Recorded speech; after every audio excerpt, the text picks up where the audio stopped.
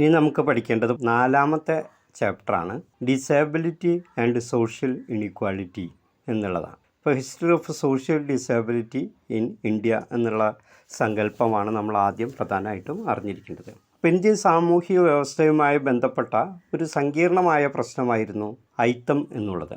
Untouchability അഥവാ അയിത്തം എന്ന് പറയുന്നത് ഇന്ത്യയെ സംബന്ധിച്ചിടത്തോളം വളരെ സങ്കീർണമായ ഒരു സാമൂഹിക പ്രശ്നമായിരുന്നു. ഇന്ത്യൻ സാമൂഹിക വ്യവസ്ഥയിൽ ഉയർന്ന ജാതിക്കാരും താഴ്ന്ന ജാതിക്കാരുമുണ്ട്. താഴ്ന്ന ജാതിക്കാരിൽ കൂടുതലും അയിത്ത ജാതിക്കാരാണ്. അപ്പോൾ അയിത്ത ജാതിക്കാർ സാമൂഹിക ജീവിതത്തിൽ സാമൂഹിക അസമത്വങ്ങളും അവശതകളും അഭിമുഖീകരിക്കുന്ന ഒരു ജനവിഭാഗമാണ്.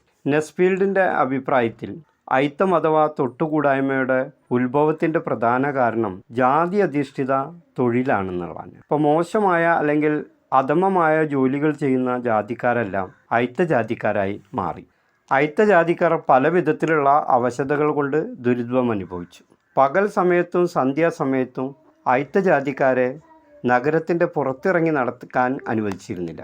കാരണം അയിത്ത ജാതിക്കാരുടെ നിഴൽ ബ്രാഹ്മണരുടെ മേൽ പതിഞ്ഞാൽ അവർക്ക് അശുദ്ധി ഉണ്ടാകും എന്ന വിശ്വാസമായിരുന്നു ഉണ്ടായിരുന്നത്. അയിത്ത ജാതിക്കാർ നിലത്ത് തുപ്പാൻ പാടില്ലായിരുന്നു. അതും ബ്രാഹ്മണരെ അശുദ്ധിപ്പെടുത്തും. അതുകൊണ്ട് അയിത്ത ജാതിക്കാർ രാത്രി സമയങ്ങളിൽ മാത്രമേ പുറത്തിറങ്ങി നടക്കാൻ പാടുള്ളൂ. ഇപ്പോൾ ജാതി വ്യവസ്ഥയുടെ ഒരു ഉൽപ്പന്നമായിട്ടാണ് ഈ അയിത്തം അഥവാ അൺടച്ചബിലിറ്റി എന്ന് പറയുന്ന ഒരു സാമൂഹിക ആചാരം വളർന്നു വന്നത്. Lower cast and social disabilities എന്നുള്ള ആശയം നമ്മൾ മനസ്സിലാക്കേണ്ടതായിട്ട് ഉണ്ട്. അപ്പോൾ ജാതി ശ്രേണിയുടെ ഏറ്റവും താഴെ തട്ടിലാണ് അയിത്ത ജാതിക്കാർ ഉൾപ്പെടുന്നത്. അതുകൊണ്ട് തന്നെ അവർക്ക് യാതൊരു വിധത്തിലുള്ള സാമൂഹിക ആദരവും സമൂഹത്തിൽ നിന്നും ലഭിച്ചിരുന്നില്ല. പൊതുനിരത്തുകളിലൂടെ നടക്കാനോ പൊതു കുളങ്ങളും കിണറുകളും ഉപയോഗിക്കാനോ ക്ഷേത്രങ്ങളിൽ പ്രവേശിക്കുന്നതിനോ അനുവാദമുണ്ടായിരുന്നില്ല. പുണ്യനദികളിൽ സ്നാനം ചെയ്യാനും അവരെ അനുവദിച്ചിരുന്നില്ല. മതഗ്രന്ഥങ്ങൾ പഠിക്കാനോ മത അനുഷ്ഠാനങ്ങൾ പഠിക്കാനോ അവരെ അനുവദിച്ചിരുന്നില്ല. അയിത്ത ജാതിക്കാർക്ക് വേണ്ടി അവരുടെ വാസസ്ഥലത്ത് ചെന്ന് ബ്രാഹ്മണർ യാതൊരു വിധത്തിലുള്ള കർമ്മങ്ങളും ചെയ്യാനും ഒരിക്കലും അത്തരം ഒരു പരിശ്രമത്തിനായി അവർ മുന്നോട്ട് വരികയോ ചെയ്തിരുന്നില്ല. അതായത് അയിത്ത ജാതിക്കാരായിട്ടുള്ള ആളുകൾ താമസിക്കുന്ന പ്രദേശങ്ങളിൽ ചെന്ന് അവർക്ക് വേണ്ടി എന്തെങ്കിലും തരത്തിലുള്ള മതപരമായ കർമ്മങ്ങൾ ചെയ്തു കൊടുക്കാൻ അവർ തയ്യാറായിരുന്നില്ല. അപ്പോൾ കൂടുതൽ സാമ്പത്തിക നേട്ടം ഉണ്ടാക്കുന്ന മറ്റു തൊഴിലുകളൊന്നും ഏർപ്പെടാൻ അയിത്ത ജാതിക്കാരെ അനുവദിക്കുകയും ചെയ്തിരുന്നില്ല. ഉയർന്ന ജാതിക്കാർക്ക് ലഭിക്കുന്ന തൊഴിലവസരങ്ങളൊന്നും താഴ്ന്ന ജാതിക്കാർക്ക് ലഭിക്കുമായിരുന്നില്ല. താഴ്ന്ന ജാതിക്കാർ അവരുടെ പരമ്പരാഗത കുലത്തൊഴിൽ തന്നെ തുടർച്ചയായി ചെയ്യാൻ നിർബന്ധിതരായി. അപ്പോൾ അവർ ഏർപ്പെടുന്ന തൊഴിലുകൾക്കെല്ലാം വളരെ പരിമിതമായ വേതനം മാത്രമേ ലഭിച്ചിരുന്നുള്ളൂ. അയിത്ത ജാതിക്കാർ ഭൂരഹിതരായ തൊഴിലാളികളായിരുന്നു. അവർ ചില സാമൂഹിക സാഹചര്യങ്ങളിൽ വേതനരഹിതമായും ജോലി ചെയ്യാൻ നിർബന്ധിക്കപ്പെട്ടിരുന്നു. അപ്പോൾ കാർഷിക മേഖലയുടെ അടിസ്ഥാന വികസനവുമായി ബന്ധപ്പെട്ടുകൊണ്ടുള്ള പ്രവർത്തനങ്ങൾക്ക് പ്രത്യേകമായി കൂലി നൽകിയിരുന്നില്ല. അപ്പോൾ വേതനരഹിതമായും അവർ ഉടമയ്ക്ക് വേണ്ടി ജോലി ചെയ്യേണ്ടതായിട്ട് വന്നിരുന്നു. മറ്റൊരു പ്രധാനപ്പെട്ട ആശയം ഈ അധ്യായത്തിൽ നമ്മൾ പഠിക്കേണ്ട പ്രധാനപ്പെട്ട ഒരു ആശയമാണ് political disabilities and constitutional safe guards എന്നുള്ളത്. ഇപ്പോൾ അയിത്ത ജാതിക്കാർക്ക് നിരവധി രാഷ്ട്രീയ അവശതകൾ ഉണ്ടായിരുന്നു. അവർക്ക് സ്വന്തമായി പാർട്ടി രൂപീകരിക്കാനോ രാഷ്ട്രീയ ഓഫീസ് തുറക്കാനോ അനുവദിച്ചിരുന്നില്ല. അവർക്ക് വോട്ടവകാശമോ തെരഞ്ഞെടുപ്പിൽ മത്സരിക്കാനോ അവകാശമുണ്ടായിരുന്നില്ല.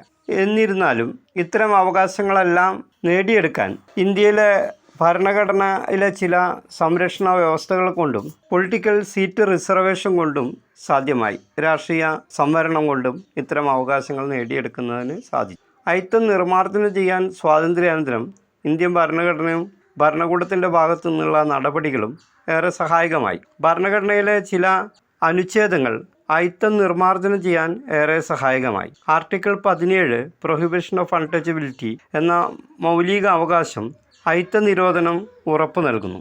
അയിത്താചരണം നിയമപരമായി ഒരു കുറ്റകൃത്യമാണെന്ന് ഈ ആർട്ടിക്കിൾ വ്യവസ്ഥ ചെയ്യുന്നു. അതുപോലെ തന്നെ ഇന്ത്യൻ ഭരണഘടനയിലെ ആർട്ടിക്കിൾ 46 പറയുന്നത് SC/ST വിഭാഗങ്ങളുടെ വിദ്യാഭ്യാസപരവും സാമ്പത്തികവുമായ താല്പര്യങ്ങൾ സംരക്ഷിക്കണമെന്നാണ്. അതുപോലെ തന്നെ സാമൂഹിക അനീതിയിൽ നിന്നും എല്ലാ രീതിയിലുള്ള ചൂഷണങ്ങളിൽ നിന്നും സംരക്ഷണം ഉറപ്പുവരുത്തുന്നു. ആർട്ടിക്കിൾ 15 വിവേചനങ്ങളുടെ നിരോധനം ഉറപ്പുവരുത്തുന്നു. മതത്തിൻ്റെയോ വംശത്തിൻ്റെയോ ജാതിയുടെയോ ലിംഗത്തിൻ്റെയോ ജന്മസ്ഥലത്തിൻ്റെയോ പേരിൽ ഇതിൻ്റെ ഒന്നും അടിസ്ഥാനത്തിൽ യാതൊരുവിധ വിവേചനവും പാടില്ല എന്ന് ഓർമ്മിപ്പിക്കുന്നു.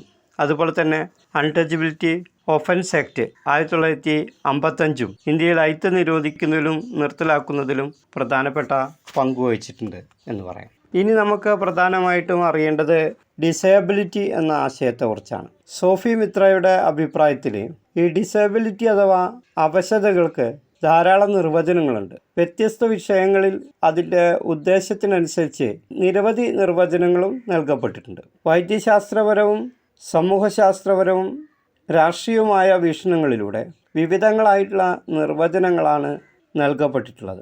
അവശത എന്നത് നിയന്ത്രണമാകുന്നു അല്ലെങ്കിൽ ഒരു പ്രവൃത്തി നിർവഹിക്കുന്നതിനുള്ള കഴിവില്ലായ്മയാണ് അവശത. സാധാരണ ഒരു വ്യക്തി നിർവഹിക്കുന്നത് പോലെ തൻ്റെ കടമകളോ പ്രവൃത്തികളോ നിർവഹിക്കാനുള്ള കഴിവില്ലായ്മയാണ് അവശത എന്നതുകൊണ്ട് നമ്മൾ ഉദ്ദേശിക്കുന്നത്. 1980 WHO ഡിസേബിലിറ്റി അഥവാ അവശത, ഇമ്പയർമെൻറ്റ്, ഹാൻഡിക്യാപ്സ് എന്നീ വാക്കുകൾക്ക് അന്തർദേശീയമായ വർഗീകരണം നൽകിയിട്ടുണ്ട്.